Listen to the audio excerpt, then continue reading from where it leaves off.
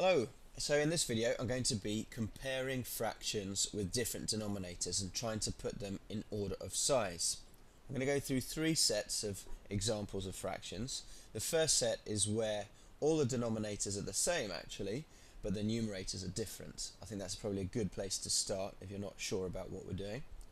Then I'm going to go on to looking at fractions where all the numerators are the same, but the denominators are different.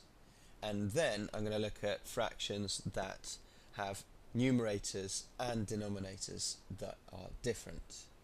Okay, now if you click on the green bubble, it will take you straight to that part of the video. And if you already feel comfortable with that, then you can click straight onto the yellow bubble and that will take you to that part of the video. And if you're already okay with that, then you can go straight onto the orange part of the video. And at any one time you can click on the return to menu bit at the top and that will take you back to this page. Okay, if you get your notebooks and pencils ready, we will begin. Put these fractions in order of size from smallest to biggest: 4/6, 5/6 and 3/6.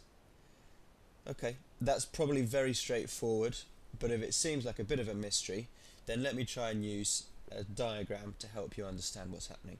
4/6, 5/6 and 3/6. Okay, here I have a bar, another bar and another bar. I'm going to cut them all up into sixths. First one done, second one done, and third one done. Now I was asked to compare 3/6 with 5/6 with 4/6. There we go. You see how I've coloured them in? 3 out of 6, 5 out of 6 and 4 out of 6. We can see that the smallest one is 3/6, the largest one is 5/6 and the one in between is 4/6. So in which case I need to put them in this order: 3/6,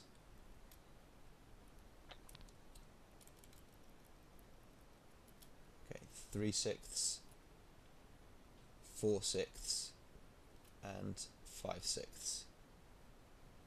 Done. Okay, next one. Put these fractions in order of size from smallest to biggest. Now this is where all the numerators are the same but the denominators are different. And you might be thinking from the previous example, well, I'll just choose the smaller number and that will be my smallest and the bigger number will be my biggest. But we really need to understand what's going on. I don't want to just say what the rule, if there's a rule or not. Let me help you try and understand by way of another diagram. So here this represents one whole. This green bar represents one whole. If I start cutting it up into fractions, watch what happens. Here I've cut it into 2. So the size of 1/2 looks like that, half of the whole. Okay. Now if I cut it into 3 and I choose 1/3, then it looks like that. And if I cut the whole into quarters and then choose one of them, it looks like that. Can you see what's happening every time I increase the denominator? Every time I cut it up into more pieces? If you can't, let me do it this way. So the bottom one is cut into 5 pieces. This one is cut into 4 pieces. The next one I'll cut into 3 pieces and choose one of them. And the top one I'm just going to cut into 2 pieces and choose one of them. Look what's happening. Every time the denominator gets bigger by 1, the piece, one of those pieces, will get smaller. And that's got to make sense, right?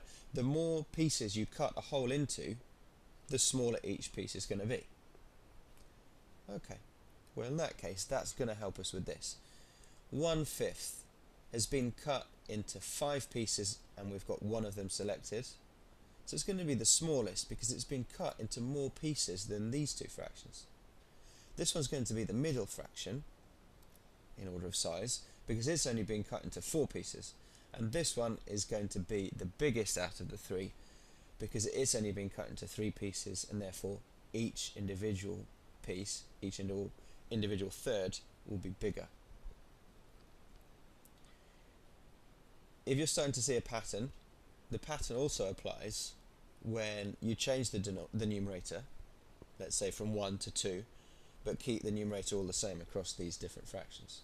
So 2/5 is smaller than 2/4, which is smaller than 2/3. Quick demo of that. Here I'll select 2/5, here I'll select 2/4, here I'll select 2/3, here I'll select 2/2.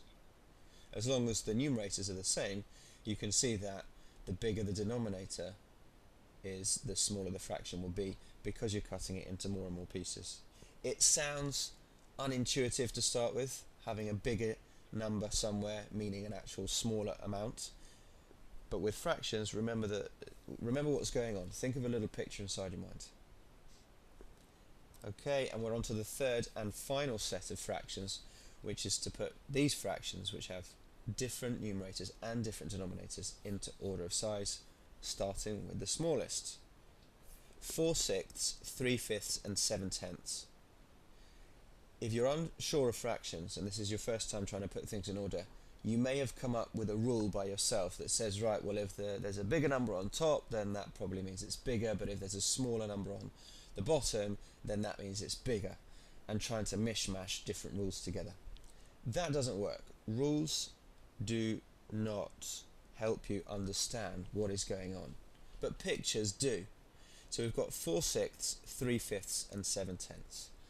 What I really need to do is to put each of these fractions into an equivalent fraction which all share the same bottom number, which all share the same numerator, because then it becomes an example like this, where all the numerators are different but the denominators are the same.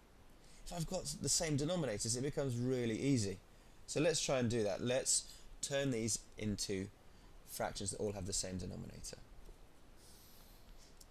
What do I need to do to achieve that? I need to look at the current denominators, 6, 5, and 10, and think of a common multiple. That is a number where the 6 times table meets the 5 times table and also meets the 10 times table.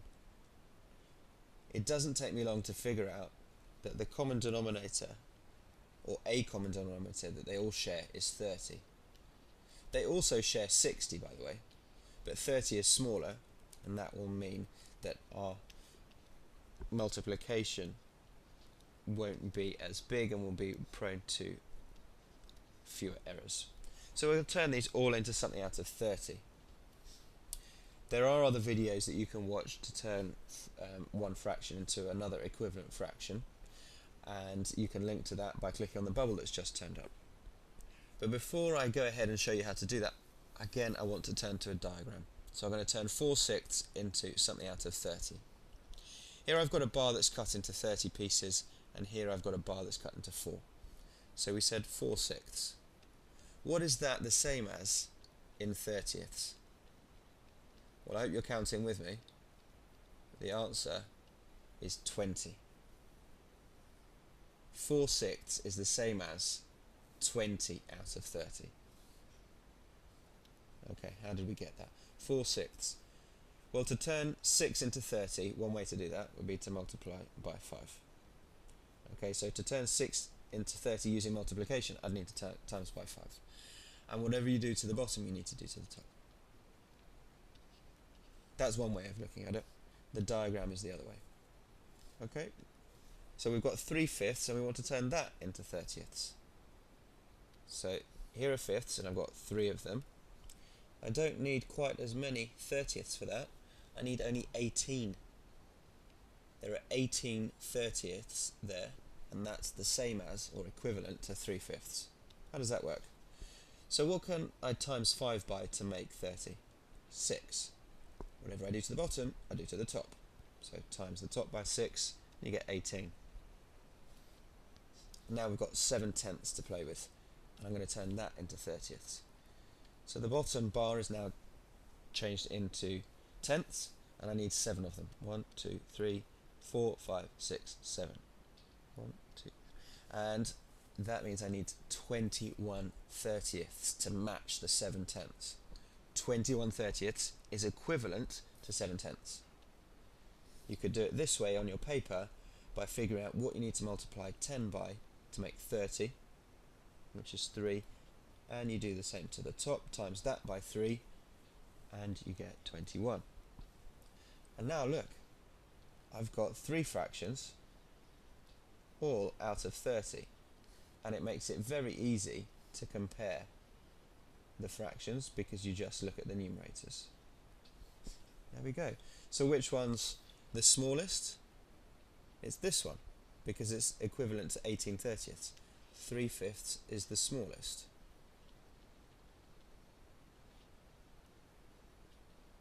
And which one's the next smallest? This one, 4/6. Oh, hello, disappeared. There you go. And the biggest is 7/10. I've lost it.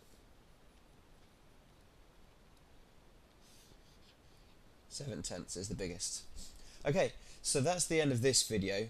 Go back to the menu if you want, watch the parts that you need to revisit, but please remember, think of diagrams, not just rules. You really need to understand what's going on behind all this, and not just try and remember a series of, oh well, if the top number's bigger or the bottom number's bigger, then you have that kind of fraction. It's not a helpful way to learn things.